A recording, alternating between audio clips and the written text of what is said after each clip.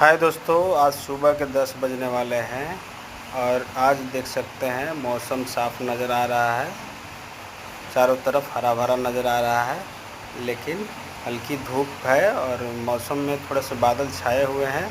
वैसे तो कोई ख़ास बादल है नहीं, लेकिन बारिश की संभावना है और शाम तक कभी भी बारिश आ सकती है।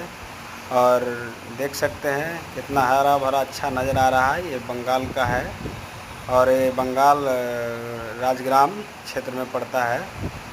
और ये हरे भरे घास कितने अच्छे, हवा बह रहे तो अच्छे नज़र आ रहे हैं। तो मौसम कुल मिलाकर अभी अच्छे हैं। बाकी देखिए दिन भर में क्या होता है, मौसम कैसा रहेगा।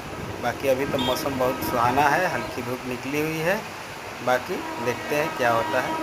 तब तक से वीडियो को लाइक सब्सक्राइब कर दीजिए। धन्यवाद।